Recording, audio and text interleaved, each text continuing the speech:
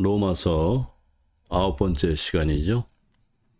오늘은 로마서 2장 14절에서 16절까지의 말씀 여러분 함께 공부하시겠습니다.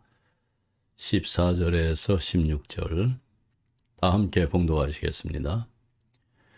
율법 없는 이방인이 본성으로 율법의 일을 행할 때에는 이 사람은 율법이 없어도 자기가 자기에게 율법이 되나니 이런 이들은 그 양심이 증거가 되어 그 생각들이 서로 혹은 고발하며 혹은 변명하며 그 마음에 새긴 율법의 행위를 나타내느니라. 곧 나의 복음에 이른 바와 같이 하나님이 예수 그리스도로 말미암아 사람들의 은밀한 것을 심판하시는 그날이라. 아멘. 오늘 설교 제목은 나의 가능성이 멈추는 곳, 하나님의 시작, 이렇게 정했습니다. 여러분, 우리가 하나님을 단순히 우리 편으로만 생각하다가 그분을 온 우주의 엄중한 심판자로 직면하게 될 때 비로소 깨닫게 되는 아주 경악스러운 소식이 있습니다. 그것은 인간의 상식으로는 도저히 용납이 안 되고 또 논리적으로는 설명이 불가능한 복음이라는 사건인데, 그 모순의 은혜, 그 뜨거운 얼음이 되는 것이죠. 그래서 이것은 뜨거운 얼음이라는 이제 좀 표현을 빌려서 설명을 하면은, 얼음은 차가워야 하고 불은 타는 성질을, 뜨거운 성질을 가졌는데 이 둘이 합쳐졌다는 것은 인간의 이성으로는 이해할 수 없는 역설이죠. 파라독스입니다. 이것은 성경이 말하는 그 이신칭의의 그 극치인데, 무슨 말인가 하니 죄인인데 동시에 의인이라고 불립니다. 이방인인데 하나님의 자녀가 됩니다. 율법이 없는 자인데 율법을 완성한 자로 서게 됩니다. 이것은 인간의 수양이나 혈통으로 이루어지는 것이 아니라 오직 심판자이신 하나님의 그 결정에 의해서 일어나는 그 초자연적인 사건입니다. 그래서 사도 바울은 로마서 2장 14절에서 율법 없는 이방인이 본성으로 율법의 일을 행할 때에는 이 사람은 율법이 없어도 자기가 자기에게 율법이 되나니 이렇게 말합니다. 우리는 흔히 그 계시를 받은 우리, 그러니까 교회 안에 지금 여러분들 앉아있는 사람들 많이 하나님 앞에 당당히 설 수 있다고 착각들을 합니다.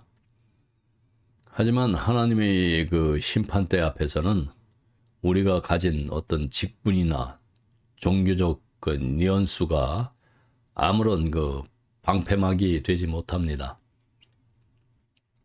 오히려 하나님께서는 우리가 잠자는 자라고 치부했던 저 세상 밖의 사람들, 그 사람들을 깨우시고 또 믿지 않는 자라고 정죄했던 그런 사람들을 당신의 의로운 백성으로 세우시는 파격을 행하십니다.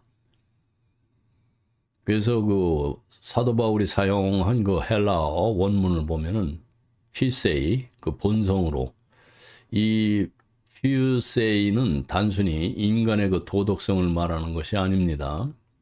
이 단어는 하나님께서 인간의 마음판에 그 새겨두신 양심의 법이 하나님의 통치 아래 반응하게 될 때 그 어떤 외적인 율법, 그러니까 문자보다도 더 강력한 생명력을 갖는 것을 의미합니다.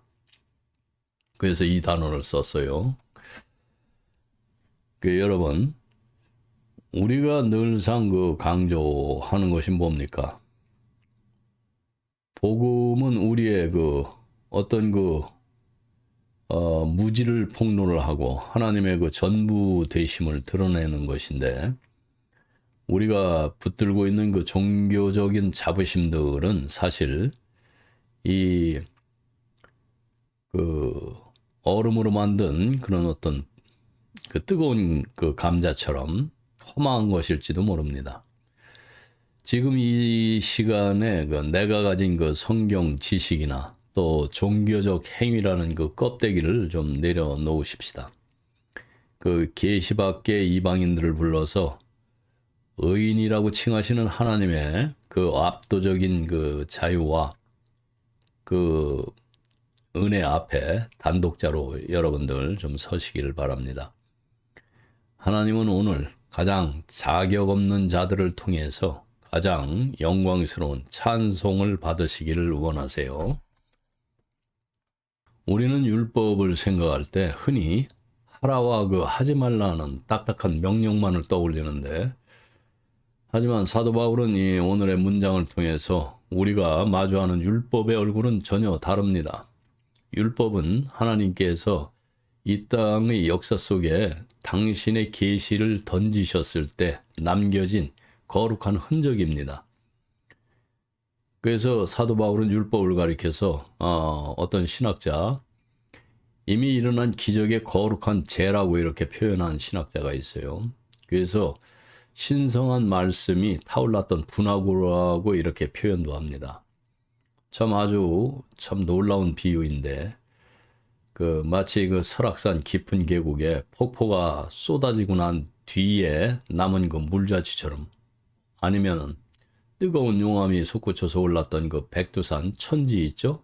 네, 천지의 그 분화구처럼 율법은 하나님이 이곳에 임하셨었다는 그 사실을 증명하는 그 기억의 터전입니다. 우리가 그 구약의 율법을 대할 때 느껴지는 그 엄숙함은 그것이 인간이 만든 도덕, 윤리가 아니라 하나님의 불꽃 같은 말씀이 스치고 지나간 그 역사적인 그 잔흔, 흔적이죠.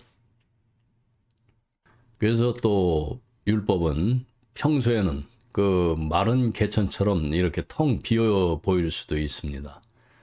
어찌 보면은 종교적인 형식에만 치우칠 때 그 율법은 그저 메마른 문자에 불과하죠. 그래서 보면은 어떤 분들은 그 문자적으로 해석한다는 거에 아주 그 경계하는 사람들이 있는데, 어떤 목사님들은 아직 제대로 이해를 못해서 그래요. 그러나 하나님의 때가 되어서 성령의 그 바람이 불어오면은 이 율법이라는 그 은혜의 통로, 이 은혜의 통로를 이 수로라고 좀 바꿔서 이 단어를 대체를 해보시자고요. 그 수로를 통해서 믿음의 그 생명수가 흘러들어오기 시작합니다. 그러니까 율법은 과거의 그 믿음의 선진들이 하나님 앞에서 보였던 그 떨림과 겸손, 그러니까 경외의 태도를 보존하고 있죠. 그리고 그 수로, 그러니까 은혜의 통로는 오늘을 사는 우리에게도 동일한 그 겸손과 경외를 간직하라고 준엄하게 요청하고 있습니다. 사도 바울은 율법 없는 이방인이 본성으로 율법의 일을 행할 때를 언급합니다.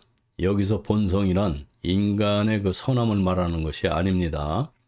율법이라는 그 외적인 그 문자가 없는 자들에게도 하나님께서는 그 당신의 계시를 어찌 보면 인상이라고 그럴까? 그 여러분들이 그 신앙 고백식의 그 간증을 하죠. 네, 그런 어떤 흔적으로 남겨두셨다는 뜻입니다. 그래서 본문에서 율법의 일을 행한다는 것은 보면은 포이에인, 즉 지속적인 그 삶의 태도를 의미합니다. 율법의 문자를 소유했느냐가 중요한 것이 아니라 그 문자가 가리키고 있는 하나님에 대한 경외, 라는 그 실체에 반응하고 있느냐가 심판의 기준이 된다는 것입니다. 그래서 여러분, 우리가 늘 경계하여야 했던 것이 무엇이에요? 바로 그 율법주의라는 화석이죠. 그 율법 자체가 그 목적이 될 때 그것은 차가운 죄에 불과하죠. 그러나 그 재 아래에는 여전히 하나님의 뜨거운 그 사랑의 불씨가 숨겨져 있습니다. 우리가 성경을 읽고 계명을 그 묵상하는 이유는 그 문자를 지켜서 내 의를 쌓기 위함이 아닙니다. 이 수로, 그러니까 은혜의 통로를 타고 흐르는 하나님의 생명수를 마시기 위함이죠. 율법이라는 그 분화구를 보면서 그곳에 임재하셨던 하나님의 영광을 기억하고, 또 오늘 내 삶의 현장에서도 그분 앞에 겸손히 엎드리는 것, 그것이 바로 율법을 주신 진정한 목적이에요. 그렇다고 지금까지 율법을 무시하고 경외시하신 분들은 오늘 똑바로 들으셔야 됩니다. 오늘 하루 내 마음판에 새겨진 하나님의 흔적을 따라서 그분의 그 생명 속으로 깊이 들어가는 은혜가 있어야 됩니다. 율법을 소유한 사람들은 하나님의 임재가 지나간 통로 곁에 자리를 잡은 이들이에요. 그들은 과거에 전수받은 종교적 전통이나 자신이 직접 겪었던 뜨거운 신앙적 체험을 통해서 하나님이 어떤 분이신지에 대한 흔적들, 그러니까 간증들을 간직하고 있습니다. 이러한 흔적들은 우리에게 소중한 이정표가 되죠. 이 세상이 전부가 아니다. 우리의 존재는 하나님 앞에서 위태로운 죄인일 뿐이다 라는 그런 준엄한 지시를 끊임없이 던지기 때문인데, 그래서 율법이 있는 자들은 그 흔적을 놓치지 않으려 애쓰고 또 예배와 기도를 통해서 그 기억을 더욱 선명하게 보존하려고 노력을 합니다. 이것은 분명하게 복된 일이죠. 반면에 계시의 그 흔적조차 없는 이들은 어떤가요? 그들의 삶에는 거룩한 것에 대한 기억이나 전승이 없기에 하늘의 지시를 보존하려는 그런 눈물겨운 노력도 없죠. 그래서 그런 사람들을 성경에서는 잠자는 자들, 그러니까 하나님에 대한 거룩한 두려움이나 불안함이 없기에 영적으로는 깊은 잠에 빠진 상태와 같습니다. 그래서 이것을 성경에서 잠자는 자들이라고 표현을 하는데, 그리고 한편 위를 향한, 그러니까 하늘을 향한 경외심이나 하나님 앞에서 자아가 깨어지는 부서짐의 경험이 없기에 그들을 믿음이 없다고 부릅니다. 그런 사람들을 우리가 믿음 없는 자라고 그러잖아요. 그리고 세상의 흐름에 아무런 거부감 없이 몸을 맡기고 또 그 세상적인 가치관을 무비판적으로 긍정하면서 살아가기에 그들은 하나님 모시기에 불의한 자들입니다. 세상의 눈으로 볼 때 이들은 아무 거리낌 없이 당당해 보일 수 있습니다. 그러나 신앙적 관점에서 보면은 그들은 마땅히 있어야 할 거룩한 불안이 결핍된 채 텅 빈 통로 밖에서 방황하는 자들이죠. 옛날 중국 영화 강시들이 통통통 뛰어다니는 거, 그거 연상하시면 돼요. 그런데 놀라운 전복이 일어납니다. 계시의 통로 옆에 살지도 않았고 아무런 그러한 종교적 기억도 없던 이방인이 갑자기 율법의 일을 행할 때가 있다는 것이죠.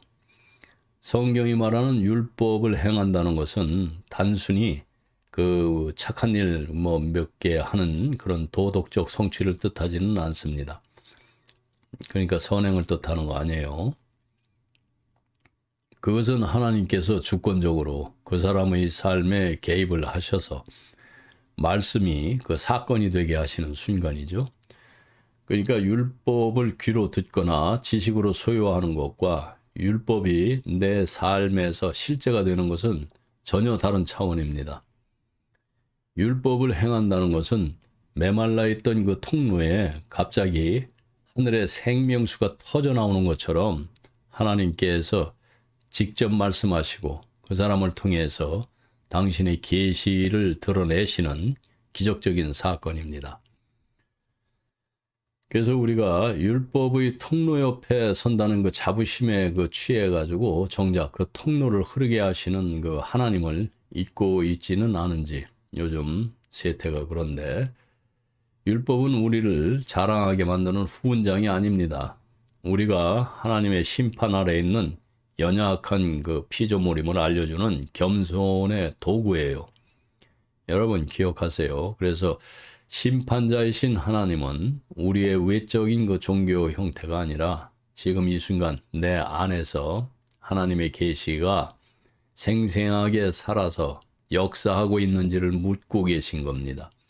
율법의 문자를 넘어서 내 삶을 뚫고 들어오시는 그 하나님의 말씀 앞에 정직하게 반응하는 진정한 행함의 자리로 여러분들 나아가시기를 소망합니다. 그래서 율법을 듣는 자와 그 행하는 자의 구별. 그래서 행함은 인간의 노력이 아닌 하나님의 계시가 이제 발생하는 지점이죠. 인간이 그 하나님 앞에 섰을 때 자신의 한계를 깨닫고 절대 그 자아를 상실하는 그 신앙적 전환점을 의미합니다. 그래서 이 현 존재 위기라고 이렇게 표현을 할 수가 있겠어요. 그래서 우리는 그 율법이라는 은혜의 통로를 아주 소중히 여기죠. 하지만 잊지 말아야 할 사실은 그 계시, 그러니까 계시는 결코 우리가 파놓은 수로에 갇혀 있지 않다는 점이에요. 하나님의 생명수는 우리가 정해놓은 그 과거의 흔적을 따라 흐르기도 하지만은 때로는 전혀 예상치 못한 곳에 새로운 물길을 내시기도 한다는 말씀이에요. 그래서 하나님은 당신이 남기신 그 어제의 흔적에 얽매이시는 분이 아닙니다. 그러니까 여러분들이 어제의 어떤 그 경건한 경험을 했다고 해서 오늘 내일이 그런 경험들이 지속된다고 이렇게 기대하시지도 마시기를 바랍니다. 또한 하나님은 자유로우세요. 그러므로 계시의 울타리 밖에 있다고 해서 타인을 함부로 뭐 잠자는 자나 아니면 불의한 자로 뭐 이렇게 정죄하는 것은 하나님의 주권을 침해하는 일입니다. 여러분들 조심하세요.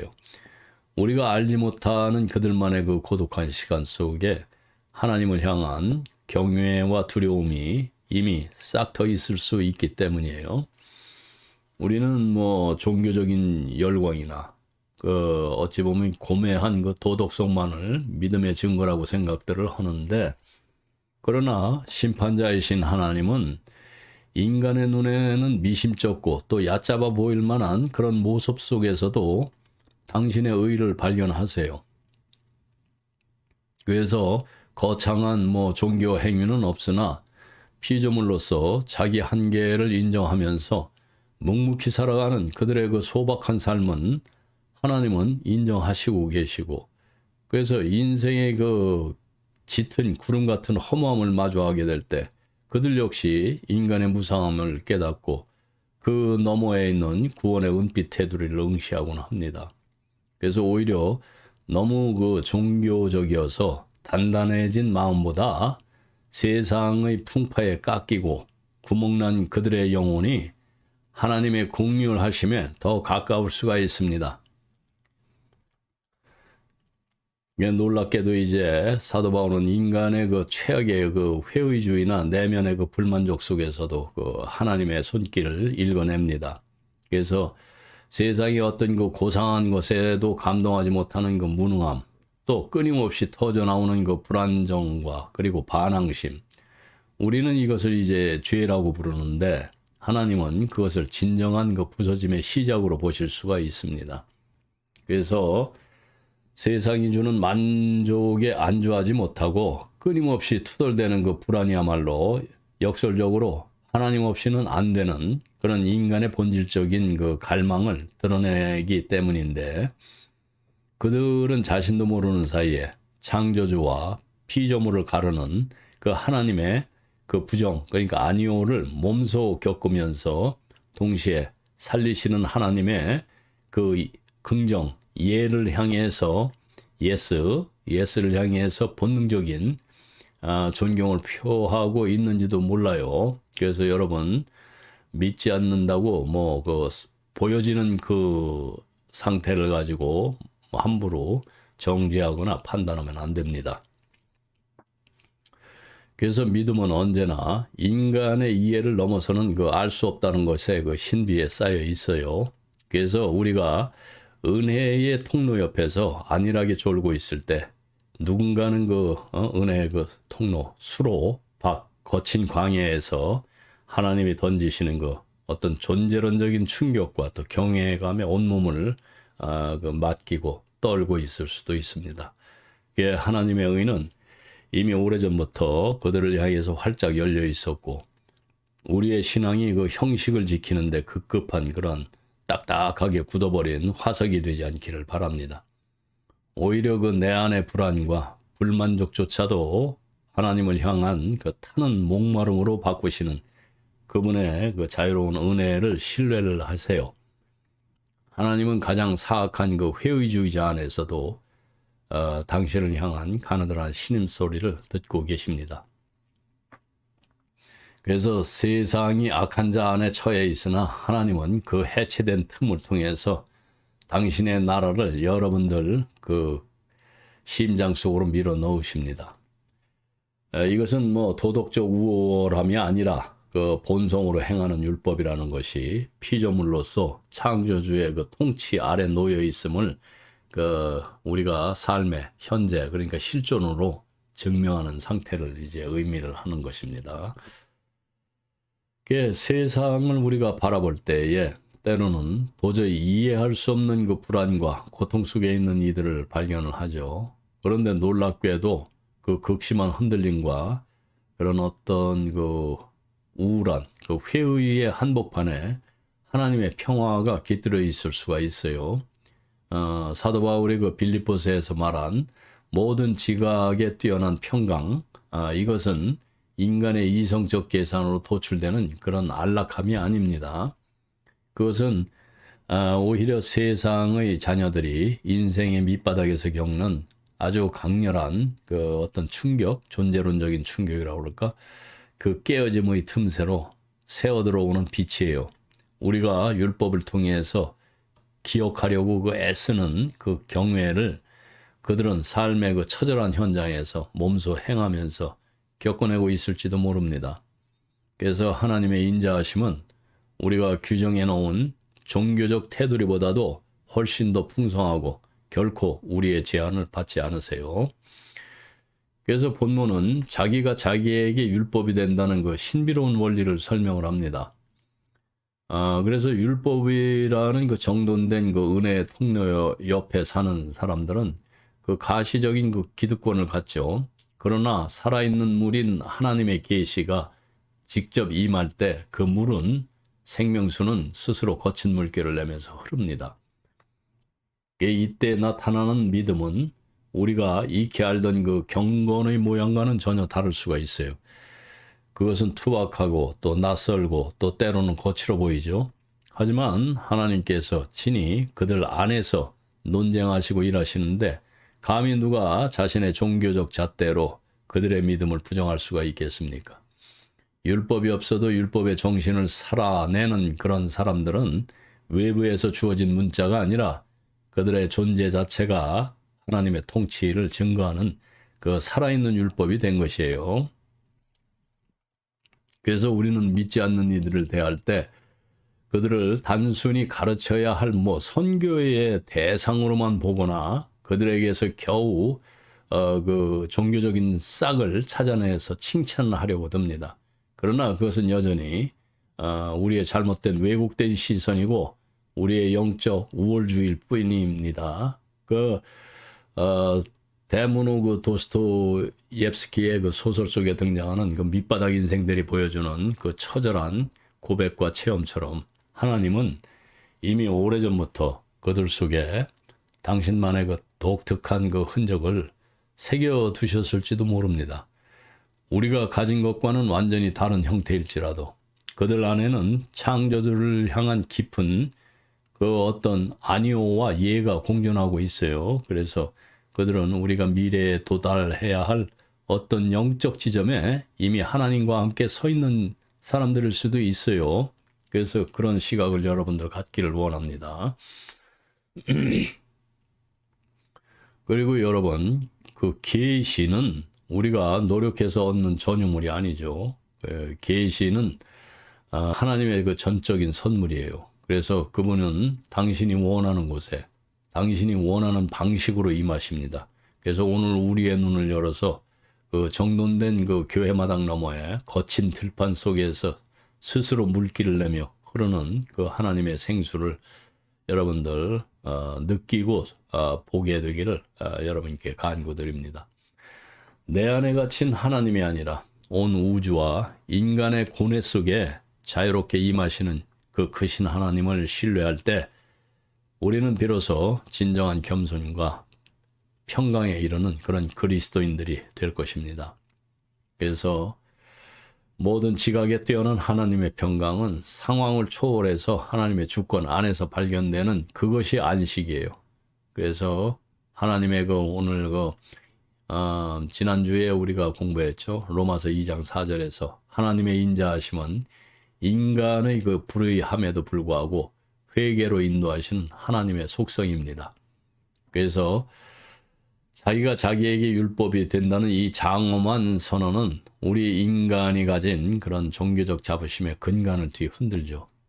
우리는 흔히 특정한 종교적 체험이나 아니면 뜨거운 감정의 소용돌이가 구원의 결정적인 증거라고 생각을 합니다. 그래서 간증도 만들어 가지고 다니죠. 아주 그럴듯하게. 하지만 오늘 본문은 그 어떤 화려한 종교적 외피보다도 더 본질적인 우리의 마음판에 새겨진 하나님의 법에 대해서 주목하게 됩니다. 우리는 때때로 누군가의 그 극적인 회심이나 신비로운 종교 체험을 보면서 저 사람에게 정말 하나님이 계시는구나 이렇게 판단합니다. 물론 그것은 소중한 통로가 될 수 있어요. 그러나 사도 바울의 시선을 빌려서 성경을 깊이 들여다보면 그 체험 자체가 결정적인 것이 아님을 알게 됩니다. 결정적인 것은 인간의 경험이 아니라 하나님께서 그에게 율법을 주셨다는 사실 그 자체예요. 하나님은 우리가 이방인이라 부르면서 울타리 밖에 두었던 이들에게도 직접 그 당신의 법을 수여하실 수 있고 또 실제로 그렇게 행하세요. 구원의 그 주권은 인간의 그 종교적 정서가 아니라 오직 하나님의 자유로운 선택에 달려있기 때문입니다. 그래서 사도 바울은 그 마음에 새긴 율법의 행위를 나타낸다 이렇게 선포를 하죠. 이것은 단순히 윤리적으로 착하게 산다는 뜻이 아니고 이방인들 또는 그 하나님의 준엄한 심판대 앞에 서게 되는데 그들 안에서도 하나님이 인정하시는 의가 발견될 수 있다는 놀라운 소식이에요. 그러면 이 의는 어디서 오는 것일까? 그들도 우리와 마찬가지로 하나님의 그 통치와 심판 아래 있는 피조물들이죠. 그래서 그들의 삶 속에서 문자로 된 계명이 없어도 하나님을 경외하는 태도가 묻어날 때 그것은 하나님께서 그들의 마음판에 친히 당신의 법을 새기셨다는 증거가 돼요. 그래서 중요한 점은 이방인에게서 발견되는 그 의조차도 우리 인간의 눈으로는 결코 온전히 파악할 수 없다는 사실입니다. 이러한 시각은 유대인들이 우리 역시도 이방인이죠. 그들이 우리에게 가졌던 시선이었어요. 그러므로 그 시선을 돌려서 우리가 이 세상 속으로 바라볼 수 있는 그 시각을 가질 수 있을 때에 여러분들이 진정한 참 하나님의 진리를 붙잡는 그런 순간들이 되는 것입니다. 만약 우리가 가진 도덕적 기준이나 종교적 잣대, 그러니까 우리들 인간의 의로 그들을 판단한다면은 그들은 의심의 여지 없이 낙제점을 받을 거예요. 우리의 좁은 시야는 그들의 그 불완전함과 세속성만을 들춰낼 것이기 때문이죠. 하지만 하나님은 인간이 찾아낼 수 없는 그 깊은 내면의 중심, 즉 당신만이 새겨 넣으신 그 계시의 그 흔적, 그것을 보십니다. 그래서 성도 여러분, 오늘 본문은 우리에게 두 가지 겸손을 요청을 합니다. 첫째가 내가 가진 종교적 체험이나 지식이 나를 의롭게 만드는 그런 요인이 아님을 인정하는 것입니다. 그리고 두 번째는 우리가 함부로 정죄했던 그 믿음 없는 이방인들 속에도 하나님이 친히 새기신 그 은혜의 법이 작동하고 있을 수 있음을 경외함으로 받아들이는 것이에요. 네. 하나님이 기뻐하시는 행위는 인간의 그 정교한 설명으로 다 담아낼 수가 없습니다. 오직 심판자이신 하나님만이 그 마음의 비밀을 아세요. 오늘 하루도 그 누군가를 나의 잣대로 판단하기보다 모든 인간의 마음을 그 감찰하시고 당신의 법을 새기시는 하나님의 신비로운 주권 앞에 엎드리는 우리가 되어야 될 것이에요. 그래서 우리가 하나님께 드릴 수 있는 가장 고귀한 행위가 무엇이라고 여러분들 생각하시나요? 오늘 본문에서 우리의 그 상식을 두없는 그 준엄한 결론을 제시를 하시죠. 하나님이 진정으로 기뻐하시는 행위는 우리의 그 종교적 업적이 쌓인 그런 화려한 성체가 아니라 오히려 인간적인 모든 의의가 완전히 끝나는 지점, 즉 종말의 자리에서 발견이 됩니다. 세상이 끝나는 게 종말의 의미만은 아닙니다. 그래서 우리는 종종 자신의 도덕적 성취나 아니면 종교적 열심이라는 옷을 겹겹이 껴입고 하나님 앞에 서려고 하죠. 그러나 참된 구원의 사건은 우리가 가지고 있는 모든 종교적 아니면 도덕적 환상을 포기할 때 일어나요. 이 세상의 땅과 하늘이 주는 그 어떤 소망도 나를 구원할 수 없음을 절감하면서 모든 것을 단념하는 그 순간 인간은 비로소 벌거벗은 실존, 그러니까 모든 부수적인 그 사회적이거나 아니면 종교적 조건들을 박탈당한 채 창조주 앞에 선 단독자로서의 그 인간을 의미합니다. 이렇게 벌거벗은 실존으로 하나님을 마주하게 됩니다. 이것은 마치 그 도스토옙스키가 그 평생을 바쳐서 탐구했던 주제와 같은 것이에요. 인간이 죽음의 문턱에서 모든 사회적 가면과 위선을 벗어던지고 오직 떨리는 영혼으로 창조주 앞에 서는 그 찰나 비로소 진정한 나와 하나님의 만남이 시작되는 것이에요. 로마서 2장 6절에서 하나님께서 각 사람에게 그 행한 대로 보응하신다고 말씀했죠. 그런데 이 보응의 근거가 되는 행위는 우리가 눈으로 보고 측정할 수 있는 영역에 있는 것이 아닙니다. 그러니까 우리가 흔히 칭찬하는 그 좋은 인품 아니면 성숙한 성품 혹은 깊은 내면성 같은 그런 가치들은 우리 한국인들이 높이 평가하는 덕목일 뿐이고 소위 그 교회 밖의 영성이나 무의식적인 어떤 종교성이라 부르는 그럴싸한 그 개념들조차 하나님 앞에서는 무의미할 수가 있어요. 그래서 하나님께서 영원한 생명으로 갚아주시는 그 의는 인간이 서로를 인정해주고 서로 사랑해주고 평가하는 모든 기준 저편에 존재합니다. 그래서 그것은 오직 하나님의 주권적인 선택과 은혜에 의해서만 결정되는 그 신비입니다. 그래서 심판의 마지막 순간에 우리에게 남는 것이 과연 무엇일까? 어쩌면 우리가 자랑하던 그 종교 지식, 또 직분, 화려한 그 신앙의 경력, 이런 것 하나도 남지 않고 오직 벌거벗은 인간 그 자체만 남게 될 것입니다. 그러나 여러분 낙심하지는 마세요. 바로 그 철저한 그 파산의 자리가 하나님의 긍휼이 시작되는 곳이에요. 나의 모든 가능성이 해체가 되고 구멍난 그곳에 비로소 하나님의 나라가 활짝 피어납니다. 우리가 아무것도 아닌 것, nothing 이렇게 고백을 할 때에 하나님은 비로소 우리의 전부, everything이 되어주세요. 그래서 성도 여러분, 오늘 우리가 어떤 옷을 입고 이 자리에 앉아 있습니까?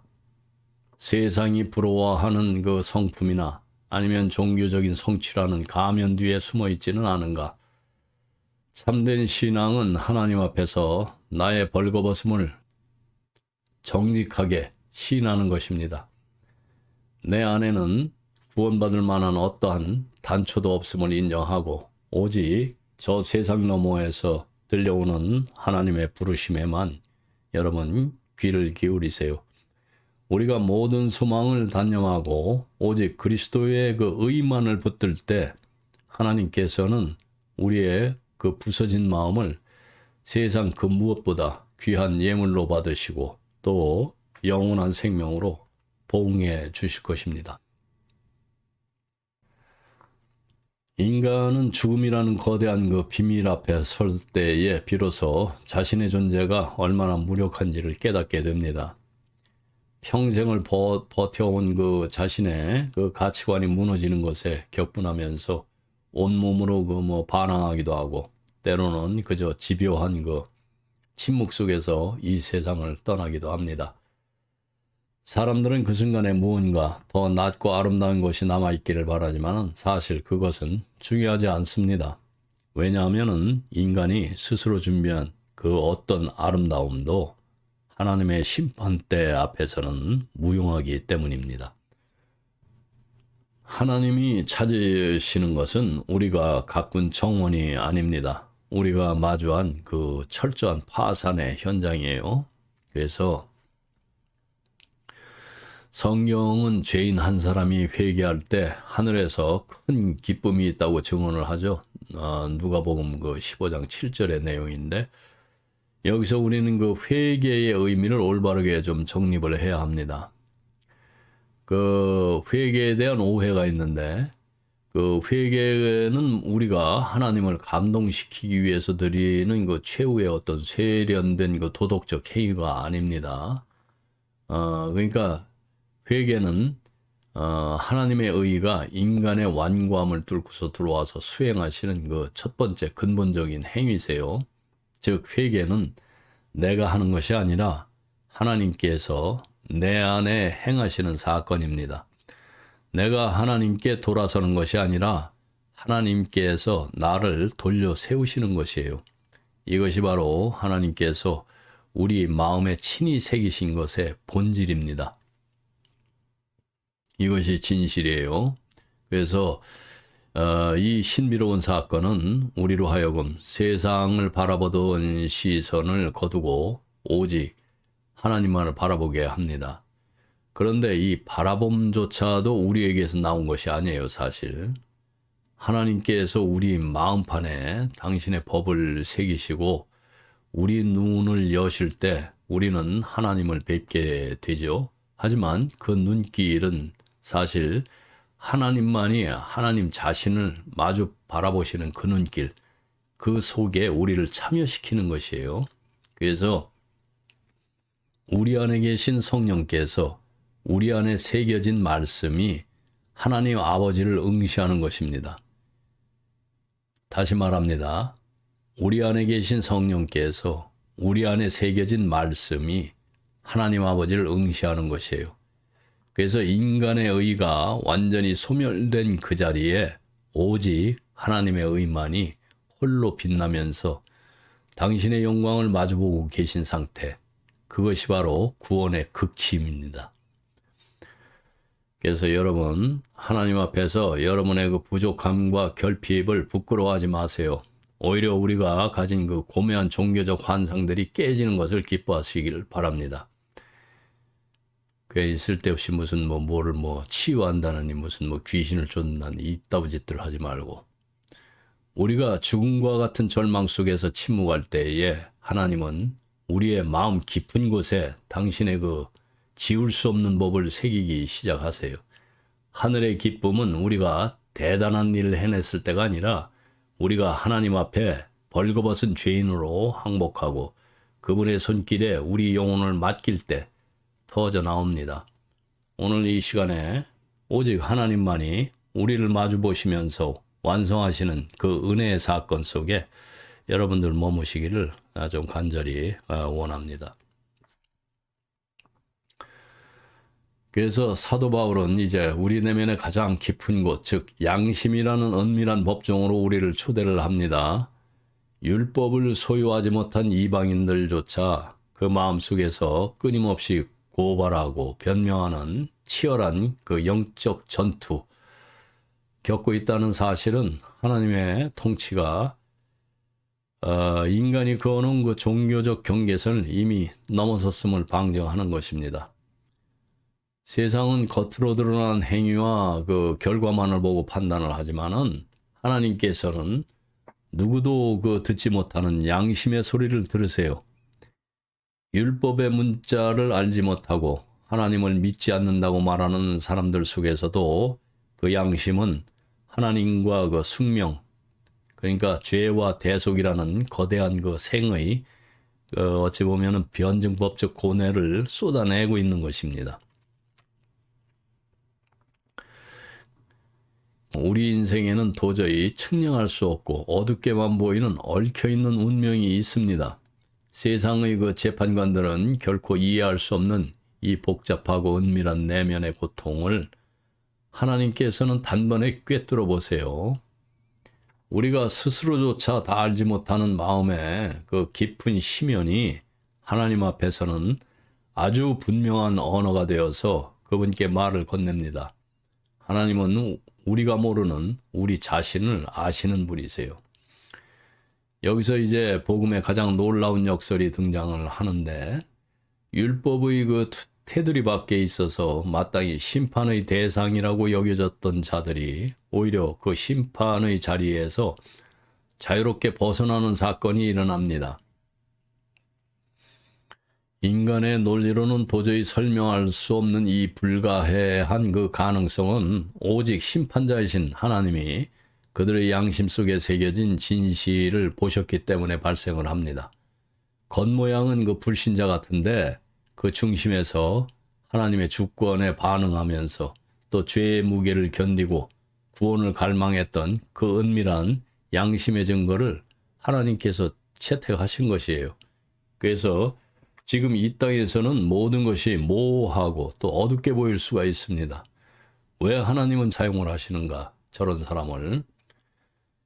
왜 율법 없는 자에게 은혜가 임하는가라는 의문이 생길 수가 있습니다. 그러나 그 신학자가 노래했듯이 영원한 빛의 나라에 이르게 될 때 우리는 비로소 깨닫게 될 것입니다. 우리가 측량할 수 없었던 고난과 얽히고 설킨 인생의 실타래들이 사실은 하나님의 그 놀랍고 거룩한 섭리였음을 말해요. 그래서 하나님은 인간이 정해놓은 종교적 그 자격을 보지 않으세요.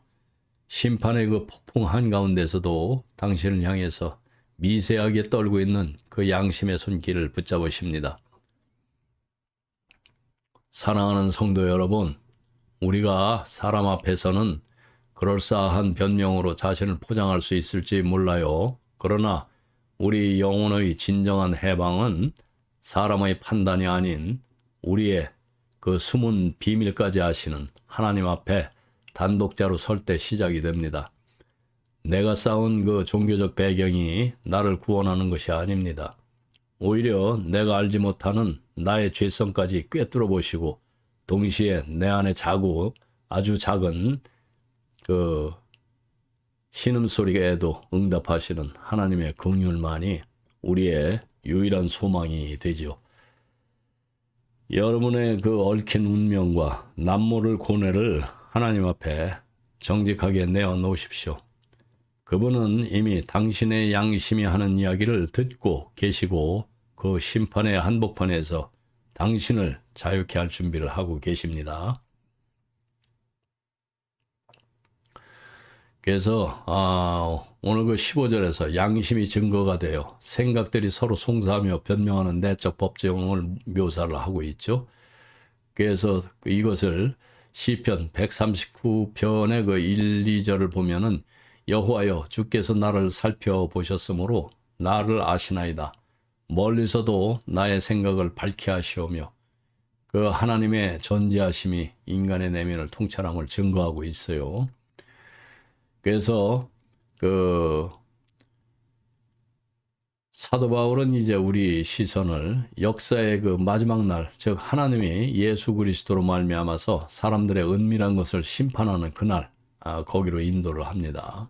그날은 우리가 세상을 분류하던 모든 기준이 뒤바뀌는 그 경이로운 날이 될 것인데, 우리는 세상을 종교적인 사람과 그 비종교적인 사람 혹은 도덕적인 자와 아니면은 뭐 비도덕적인 자로 이렇게 가르는 율법의 그 아주 그 자르는 그 횡단면에 익숙해져 있죠.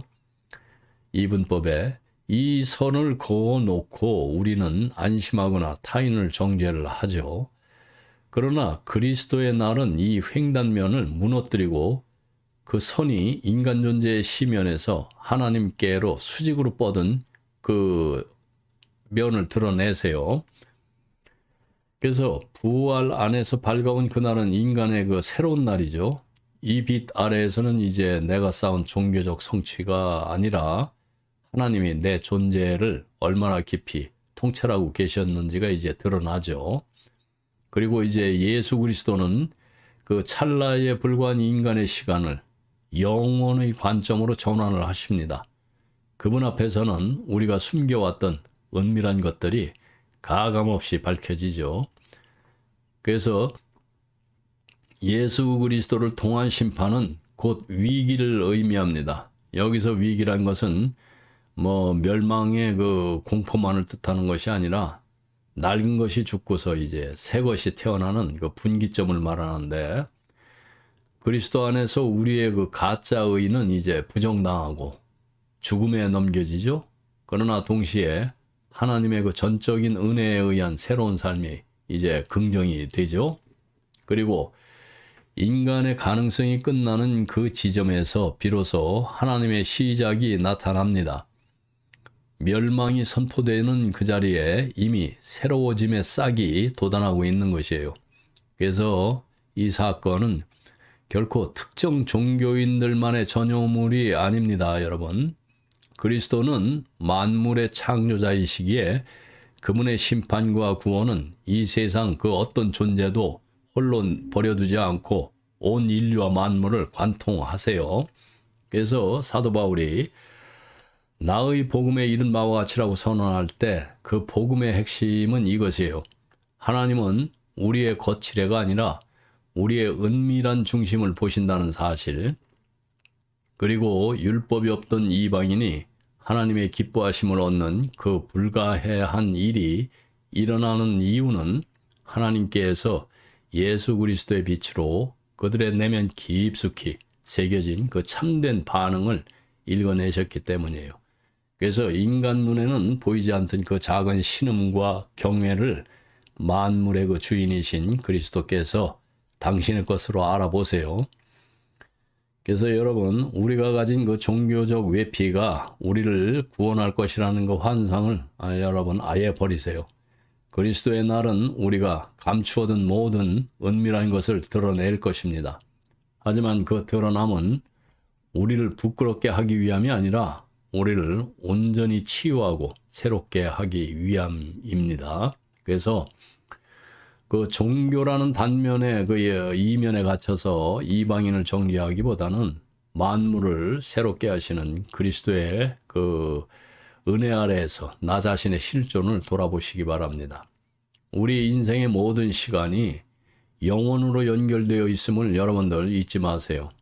오늘 내 마음의 가장 은밀한 곳까지 환히 들여다보시는 주님, 그 주님 앞에 겸손히 나가시기 바랍니다. 멸망 속에서 시작을 보게 하시고 죽음 속에서 생명을 건져 올리시는 그 창조주의 은혜가 여러분들의 그 삶에 가득하기를 저는 기도합니다. 그래서 이제 우리는 인간이 세운 모든 계급과 차별이 이제 무너지는 복음의 거대한 평원 앞에 이제 서게 되는데, 세상은 사람을 높은 자, 낮은 자, 의로운 자와 불의한 자로 이제 이렇게 층을 만들죠. 예, 구별을 하죠.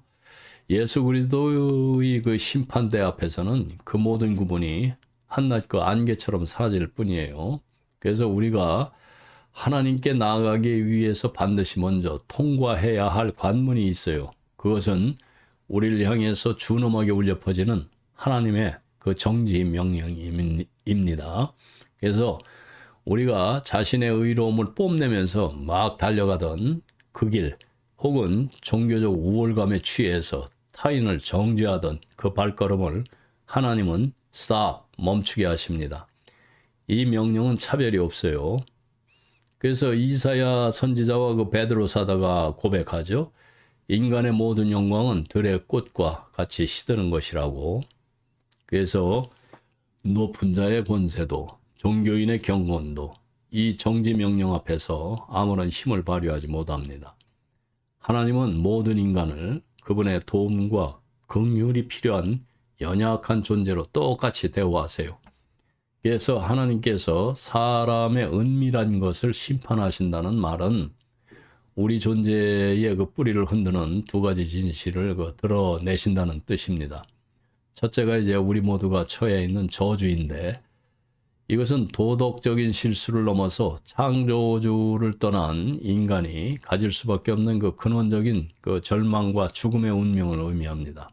그리고 두 번째가 그 절망의 시면에서 우리를 붙드시는 하나님의 긍휼이에요. 이 저주와 긍휼은 우리 눈에 보이는 그런 외적인 조건 속에 있지 않아요. 그것은 우리의 가장 깊은 곳, 즉 은밀하고 은폐된 곳을 향하고 있습니다. 그래서 참된 진리는 우리가 교회에서 어떤 직분을 가졌느냐가 아니라 그 은밀한 심령 속에서 하나님의 그 용서하시는 힘을 얼마나 갈급하게 붙들고 있느냐에 달려 있습니다. 그래서 세상의 심판은 드러난 행위를 보지만은 하나님의 심판은 보이지 않는 관계를 보세요. 거기서만 참이 있으면서 거기서만 참이 드러납니다. 그래서 사도 바울의 이 선언은 우리의 신앙이 보여주기 위한 형식에서 하나님과의 은밀한 사귐으로 옮겨가야 하는 것을 역설하고 있는 것입니다. 율법을 가진 자나 가지지 못한 자나 결국 그 은밀한 내면에서 자신의 그 파산을 인정하고 하나님의 용서를 구하는 그 자만이 참된 생명에 이르게 되죠. 하나님은 온 세상을 포괄하는 그분의 사랑으로 우리가 스스로를 포장했던 모든 그 껍데기를 벗기시고 오직 그분의 은혜로만 우리를 다시 입히십니다. 오늘 여러분의 은밀한 것은 무엇을 말하고 있습니까? 세상 사람들에게 보여지는 그 나의 의로운 모습에 여러분들 안주하지 마시기 바랍니다. 하나님이 정지라고 말씀하실 때 나의 모든 자랑을 내려놓고 그분의 긍휼함만을 바라는 그런 가난한 마음이 되시기를 바랍니다. 우리의 그 참된 정체성은 우리가 이룬 그 업적에 있지 않고 우리를 붙드시고 이끌어 주시는 하나님의 그 용서의 힘에 있어요. 그래서 보이지 않는 그 은밀한 영역에서 하나님과 참된 화평을 누리시기 바랍니다. 그때 비로소 우리는 율법의 문자를 넘어서 만물을 새롭게 하시는 예수 그리스도의 그 생명 안에서 참된 자유를 얻게 될 것이에요. 그래서 이제 지금까지 그 로마서 2장 14절에서 16절에 담긴 그 이방인과 양심 그리고 그리스도의 심판에 관한 이야기를 마무리하려고 합니다. 다음으로 이어질 17절부터 내용은 유대인들의 위선을 향한 그 바울의 날카로운 질문들이 아마 쏟아질 겁니다. 그래서 여러분, 사도 바울은 우리를 인간이 세운 모든 구별이 무너지는 거대한 그 영적 지평으로 인도를 하죠. 우리는 세상을 볼 때 늘 빛에 속한 자와 어둠에 그 속한 자를 명확히 나누려고 합니다. 율법을 가진 자는 환한 빛 아래 있고 이방인은 뭐 짙은 그늘 아래 있다고 믿으면서 그들 사이에 넘을 수 없는 선을 긋는데, 하지만 오늘 본문은 그 선언 자체가 참이 아니라고 이제 준엄하게 꾸짖고 있어요. 우리가 누군가를 판단할 수 있다고 믿는 이유는 내가 상대보다 조금 더 밝은 곳에 서 있다는 착각 때문이에요. 그러나 복음의 빛이 임하면은 상황은 완전히 달라집니다. 그리스도는 한밤이요 동시에 한낮이세요. 그 하나님의 거룩한 임재 앞에서 우리 모두는 예외 없이 그 흑암에 휩싸인 죄인일 뿐이에요. 그 칠흑 같은 밤 아래에서는 누가 더 의롭고 누가 더 악한지 가려내는 그 대립 자체가 무의미해지죠. 동시에 그 그리스도의 용서라는 태양이 떠오르면은 온 세상은 그분의 빛으로 가득 찹니다. 그 압도적인 광명 아래서 인간이 도토리 키재기 하듯이 나누던 그 의로움의 차이는 여러분들 아무런 의미를 갖지 못합니다. 그리스도는 인간과 그 인간을 가르는 모든 그 장벽 위로 임하셔서 우리 모두를 하나의 운명으로 두루 그냥 감싸 안으시는 그 하나님의 사랑을 드러내시죠. 그래서 신앙생활을 하다 보면 우리는 스스로 하나님께 질문을 던지고 이제 답을 구하려고 했습니다.